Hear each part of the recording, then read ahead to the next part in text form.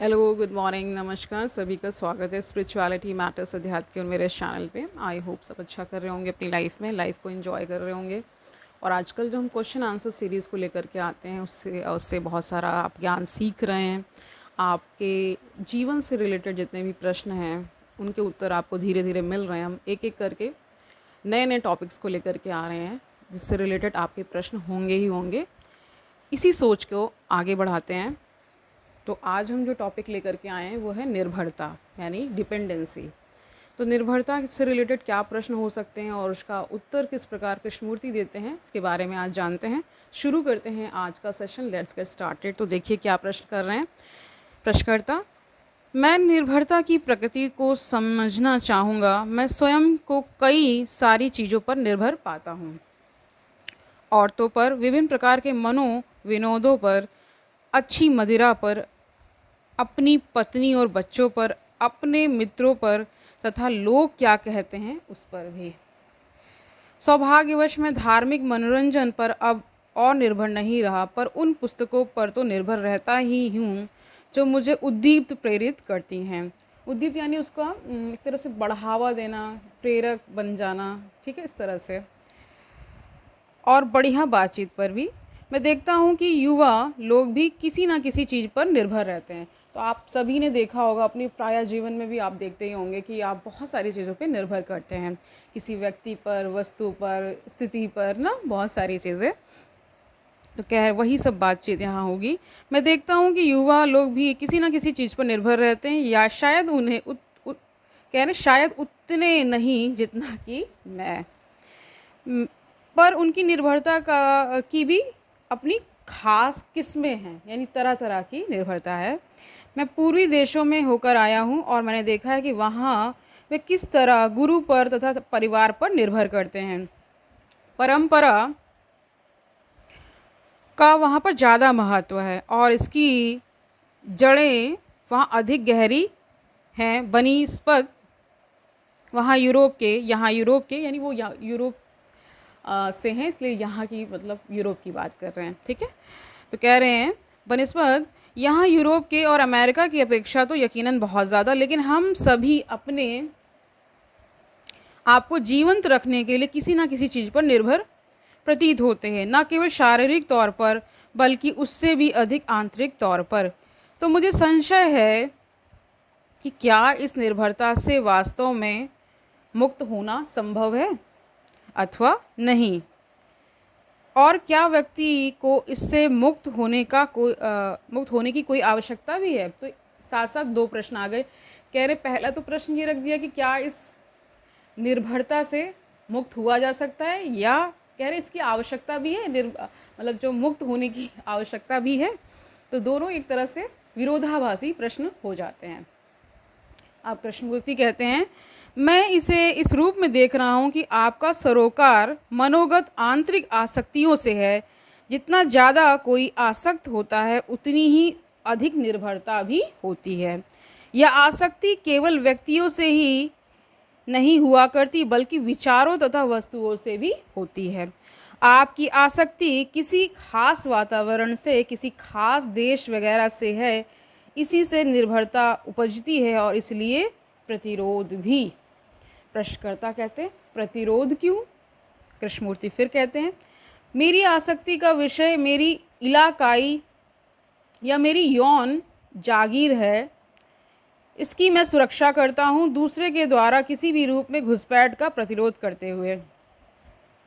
जिस व्यक्ति से मेरी आसक्ति है मैं उसकी स्वतंत्रता को सीमित कर देता हूँ और अपनी स्वतंत्रता को भी सीमित कर लेता हूँ। तो आसक्ति ही प्रतिरोध है। मैं किसी वस्तु अथवा व्यक्ति के प्रति आसक्त हूँ। यह आसक्ति स्वामित्व भाव है, मालिकाना हक होने का एहसास। स्वामित्व भाव प्रतिरोध है, अतः आसक्ति प्रतिरोध ही हुई। फिर प्रश्नकर्ता कहते हैं, जी हाँ, यह मैं समझ रहा हूँ। कृष्णमूर्ति कहते हैं, मेरी जायदाद पर किसी भी प्रकार का अतिक्रमण हिंसा की ओर ले जाता है, कानूनी या मनोवैज्ञानिक हिंसा। इसलिए आसक्ति हिंसा, प्रतिरोध तथा कारावास कैद है, खुद की भी कैद और वह अन्य जिस पर आसक्ति है उसकी भी कैद। आसक्ति का अर्थ है यह मेरी चीज़ है, आपकी नहीं, इससे दूर रहिए। इस तरह यह संबंधी औरों के खिलाफ क्या कर देता है? प्रतिरोध। कह रहे औरों के खिलाफ ही क्या है? प्रतिरोध है। और क्या बता रहे हैं? पूरा संसार ही मेरे तेरे में विभाजित हो गया है। मेरी राय, मेरा निर्णय, मेरी सलाह, मेरा ईश्वर, मेरा देश, ऐसी बेअंत बकवास। इसको बकवास कह रहे हैं कृष्णमूर्ति। किसी ख्याली विमर्श में नहीं, बल्कि अपने प्रतिदिन के जीवन में यह सब होता हुआ देखकर हम पूछ सकते हैं कि लोगों से, चीज़ों से और विचारों, धारणाओं से यह आसक्ति होती ही क्यों है? हम निर्भर क्यों हो जाया करते हैं? समस्त बीइंग है ना, समस्त बीइंग, ये जीना होना ही संबंध है और सारा संबंध इसी निर्भरता में, जिसमें तमाम हिंसा, प्रतिरोध और वर्चस्व शामिल है, सिमट गया है। हमने पूरे संसार को यही शक्ल दे दी है, जहाँ किसी न किसी को अपने अधिकार में लिया वह उस पर हावी तो हो ही जाएगा। सौंदर्य से हमारी भेंट होती है, प्यार उमगता है और तुरंत यह आसक्ति में बदल जाता है। देखिए, आसक्ति ना हो तो किसी के छोड़कर जाने या किसी का ब्रेकअप कर लेने से आप उसको मारने या उसको जान से मारने पे उतारू नहीं हो जाएंगे। अगर आपको वास्तविक प्रेम होगा तो आप उसे जाने देंगे, ठीक है। तो यही आजकल संसार में हो रहा है। तो किसी को कह सकते हैं कि शब्दों का अर्थ क्या, भावनाएं क्या और इस संसार में कैसे रहा जाना चाहिए, ये भी आजकल सिखाना चाहिए मेरे ख्याल से। क्योंकि इतना क्राइम आप देख रहे हैं, वो उसको मार रहा है, वो उसकी गर्दन उड़ा दे रहा है, कोई उसकी हत्या कर दे रहा है, कोई जरा अभी देखिए रिसेंट केस आया राधिका का, राधिका यादव का केस जो है, वो एक तरह से पिता और पुत्री का जो संबंध है उसमें जो बहुत खलिश और ये सब जो चीज़ें आ जाती हैं, टकराव है विचारों का, वो इसलिए है क्योंकि एक दूसरे के विचारों का सम्मान नहीं है। उसको तो यही देख रहा, मैंने इसे पैदा किया, मेरा कहना माने मेरा। अब ये नहीं समझ पाते हैं कि बच्चा जैसे ही एडल्ट हो जाता है, 18 से ऊपर हो जाता है या आज की डेट में 15-16 का भी हो जाता है, तो उसका आई डेवलप हो चुका है। तो आपको उसकी रिस्पेक्ट करनी पड़ेगी। रिस्पेक्ट इन द सेंस उसके विचारों, वो क्या सोचता है, वो क्या सोचती है, इसके बारे में भी ध्यान दिया जाना चाहिए। सिर्फ कोरी पढ़ाई कराने से कुछ भी नहीं होगा। सारा ज्ञान आपका धरा का धरा रह जाएगा अगर आपको आध्यात्मिक ज्ञान नहीं होगा। अगर आध्यात्मिक ज्ञान होगा तो आपके अंदर सहिष्णुता है ना, ये जो अच्छे अच्छे भावनाएं हैं, ये जो अच्छे अच्छे गुण हैं, वो आपके अंदर आएंगे। आप ये समझेंगे वो दूसरी आत्मा है, वो दूसरे अपनी यात्रा पे है, उसका अपना एक मार्ग है, मेरे थ्रू वो आई ज़रूर है, इस जन्म को उसने लिया है, उसने मेरे घर जन्म लिया है। लेकिन वो सारी चीज़ें आप कैसे कंट्रोल कर पाएंगे? और हर कोई कंट्रोल करने में लगा हुआ है, इसीलिए इतना अंतर्द्वंद है, अंतर्विरोध है, इतना वैमनस्य फैल गया है संसार में। तो इसी को हम कम करने की कोशिश करते हैं। रोज़ एक सेशन लेते हैं, कुछ ना कुछ नया ज्ञान देते हैं, कुछ ना कुछ आपको कनेक्ट करवाते हैं पर्टिकुलर इशू से, कि आप भी सोचें, इस बारे में विचार करें, ठीक है। यहाँ आप जानते हैं क्या बता रहे हैं कृष्णमूर्ति, कह रहे हैं समस्त बीइंग, ये जो जीना होना ही संबंध है और सारा संबंध इसी निर्भरता में, जिसमें तमाम हिंसा, प्रतिरोध और वर्चस्व शामिल है, सिमट गया है। हमने पूरे संसार को यही शक्ल दे दी है, जहाँ किसी न किसी को अपने अधिकार में लिया वह उस पर हावी हो ही जाएगा। सौंदर्य से हमारी भेंट होती है, प्यार उमगता हो, तुरंत यह आसक्ति में बदल जाता है और फिर यह तमाम क्लेश शुरू हो जाता है और वो प्यार उस खिड़की से बाहर उड़ चुका होता है। तब हम पूछने लगते हैं हमारे उस असाधारण प्यार का हुआ क्या। यही असल में हमारी रोज़मर्रा की ज़िंदगी में हो रहा है।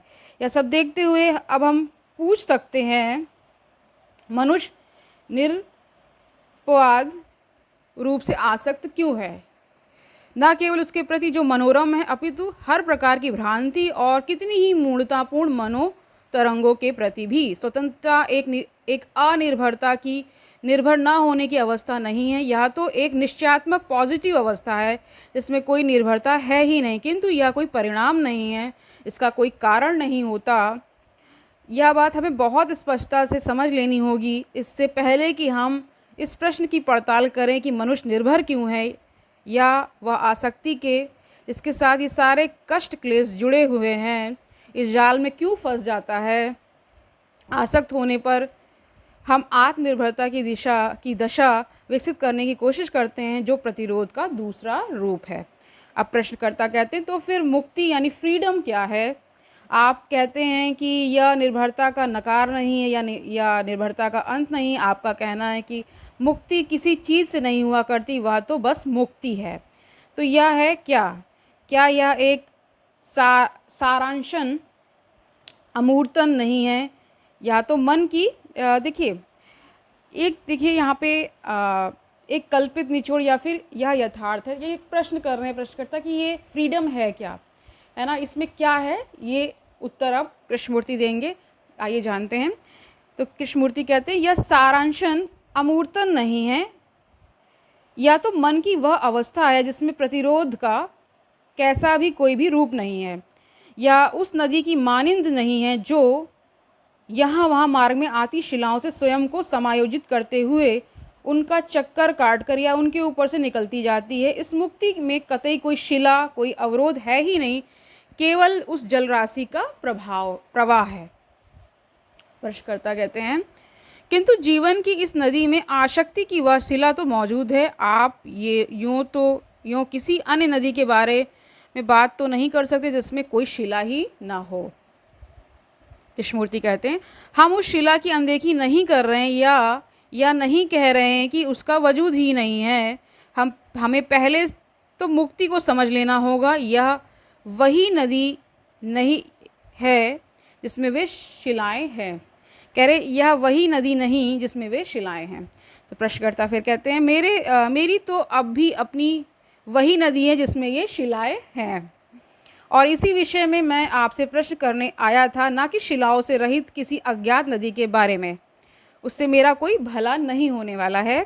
अब कृष्णमूर्ति कहते हैं बिल्कुल ठीक, लेकिन अपनी शिलाओं को समझने की खातिर आपको यह समझना होगा कि मुक्ति क्या है।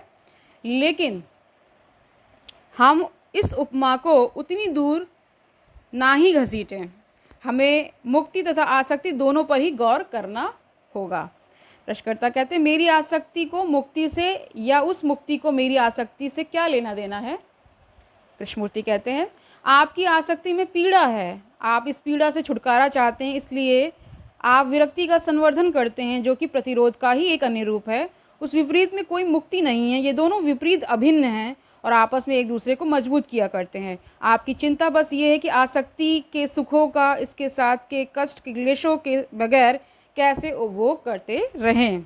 यानी इनका कहने का मतलब है कि सुख तो आए आसक्ति से, दुख ना आए। ठीक है, तो आसक्ति के साथ दुख सुख दोनों आता है। ओके, तो ये चाह रहे हैं कि मीठा मीठा गप गप कर लें और कड़वा कड़वा छोड़ दें, ऐसा नहीं होता है। जीवन मिला जुला है। इसी पर कृष्णमूर्ति कह रहे हैं कि ऐसा आप कर ही नहीं सकते। इसलिए यह समझना महत्वपूर्ण है कि मुक्ति विरक्ति में, डिटैचमेंट में नहीं है। आसक्ति को समझने की प्रक्रिया में ही मुक्ति है, ना कि आसक्ति से दूर भागने में। तो अब हमारा प्रश्न है मनुष्य प्राणी आसक्त निर्भर क्यों हुआ करते हैं। अपने आप में कुछ ना होने, बस एक रेगिस्तान होने पर व्यक्ति यह उम्मीद लगाता है कि किसी और के जरिए आपको पानी मिल जाएगा। वह खुद तो रीता हुआ दरिद्र दयनीय, अपने आप में ना काफ़ी, रुचि अथवा महत्व से वंचित है, अतः वह किसी और के जरिए समृद्ध होने की आस लगाता है, या लगाता है कि किसी और के प्यार के माध्यम से वह खुद को भूल जाएगा। किसी अन्य के सौंदर्य से वह खुद सौंदर्य हासिल कर लेने की उम्मीद पालता है। परिवार के जरिए, राष्ट्र के जरिए, प्रेयसी प्रेमी के जरिए, किसी नितांत काल्पनिक विश्वास के जरिए व्यक्ति को यह आशा रहती है कि वह इस रेगिस्तान को फूलों से आच्छादित कर देगा, और चरम प्रेमास्पद तो ईश्वर है ही। तो वह इन तमाम चीज़ों से तार जोड़ता है। इसमें पीड़ा और अनिश्चितता है, और वह रेगिस्तान पहले से भी ज़्यादा सूखा लगने लगता है। यकीनन यह पहले से ज़्यादा या कम सूखा नहीं है, या तो जैसा था वैसा ही है। बस हम ही आसक्ति से उससे जुड़ी पीड़ा समेत किसी न किसी रूप में पलायन के दौरान, और फिर उस पीड़ा के विरक्ति में पलायन के चलते इस सूखेपन को देखने से बचते रहे हैं। लेकिन रहते हम पहले ही की तरह रीते और सूखे हैं। अतः पलायन की कोशिश करने की बजाय वह चाहे आसक्ति के जरिए हो या विरक्ति के, क्या हम इस तथ्य के प्रति इस गहरे आंतरिक दारिद्र्य एवं अधूरेपन, इस निरुत्साह खोखले अलगाव के प्रति सजग नहीं हो सकते? क्या आप तिरस्कार अथवा मूल्यांकन के कैसे भी भाव के बगैर इसे देख सकते हैं? जब आप ऐसा करते हैं तो क्या आप इससे एक दृष्टा, एक अवलोकनकर्ता के तौर पर देख रहे होते जो अवलोकित किए जाने वाले उस विषय को देख रहा है, या आप बगैर उस अवलोकनकर्ता के देख रहे होते हैं? ये सारे प्रश्न कृष्णमूर्ति ने प्रश्नकर्ता से ही कर दिए। अब प्रश्नकर्ता कहते हैं अवलोकनकर्ता, इससे आशय क्या है आपका? कृष्णमूर्ति कहते हैं क्या आप इसे एक केंद्र से देख रहे हैं जिसमें उस केंद्र की तमाम पसंदगी और नापसंदगी, राय, निर्णय, निर्धारण और इस रीतेपन से मुक्त होने की इच्छा इत्यादि के निष्कर्ष शामिल हैं? क्या आप इस सूखेपन को निष्कर्ष की नज़रों से देख रहे हैं, या आप उन नज़रों से देख रहे हैं जो पूर्णतः मुक्त है? जब आप इसे पूर्णतः मुक्त आँखों से देखते हैं तो कोई अवलोकनकर्ता नहीं होता, और यदि कोई अवलोकनकर्ता नहीं होता तो क्या वह शय होती है जिसका अकेलेपन, रीतेपन, बेचारगी के रूप में अवलोकन किया जा रहा है? प्रश्नकर्ता कहते हैं क्या आपके कहने का अर्थ यह है कि यदि मैं बिना किन्हीं निष्कर्षों, बिना किसी केंद्र के जो कि अवलोकन करता है, उस पेड़ को देखूं तो उस पेड़ का वजूद ही नहीं रहता है? कृष्णमूर्ति कहते हैं यकीनन उस पेड़ का वजूद तो रहता है। प्रश्नकर्ता कहते हैं तो अकेलापन क्यों गायब हो जाता है? वह पेड़ तो गायब नहीं होता जब मैं बिना उस अवलोकनकर्ता के उसे देखता हूँ। कृष्णमूर्ति कहते हैं क्योंकि वह पेड़ उस केंद्र द्वारा, इस मैं के मन द्वारा नहीं रचा गया है, लेकिन इस मैं का जो यह मन है, इसने अपनी तमाम आत्म केंद्रित गतिविधि के चलते ही इस रीतेपन, इस अलगाव को रचा है। जब यह मन बिना उस केंद्र के देखता है तो उस आत्म केंद्रित गतिविधि का अंत हो जाता है, अतः वह अकेलापन नहीं रह जाता। तब यह मन मुक्ति में क्रियाशील होता है। आसक्ति और विरक्ति की इस समझ संरचना को एवं पीड़ा और सुख की इस हलचल को देखते हुए हमें दिख जाता है कि मैं का यह मन किस तरह अपने खुद के रेगिस्तान का और अपने खुद के ही पलायनों का निर्माण किया करता है।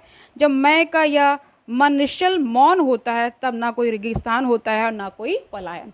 तो अंत इन्होंने कहाँ कर दिया है? जब ये जो मन है ना आपका, ये पूरी तरीके से निश्चल हो जाए, ठीक है, मौन हो जाए, तब ना कोई कह रहे हैं कि ना कोई रेगिस्तान है और ना ही कोई पलायन, यानी कि कोई भी इच्छा, कोई भी एक तरह से तृष्णा जो है वो नहीं रह जाती, और ना फिर कोई आप पलायन करते हैं, यानी भागते नहीं हैं स्थिति से। ठीक है, तो आज के लिए इतना ही रखते हैं। आई होप आज का सेशन आपके लिए कल्याणकारी रहा होगा। आपने जान लिया होगा कि निर्भरता से रिलेटेड क्या क्या प्रश्न किसी के मन में उठते हैं और कृष्णमूर्ति कितनी सरलता से और कितनी आसानी के साथ इसका उत्तर देते हैं। थोड़ा सा इसमें दर्शन जरूर छिपा हुआ है, और दर्शन हर बात में छुपा होता है, बस देखने की दृष्टि चाहिए होती है। तो सबकी दृष्टि अलग अलग होती है, सब अपने अकॉर्डिंग उनके अर्थ और निष्कर्ष निकालते हैं। जो आपको ठीक लगता है वो करिए, लेकिन आध्यात्मिक ज्ञान को लेते रहिए ताकि आप इस संसार में जो हो रहा है उससे आप ना आसक्त हो जाएं। ठीक है, कल मिलते हैं, तब तक के लिए हरिओम तत्सत।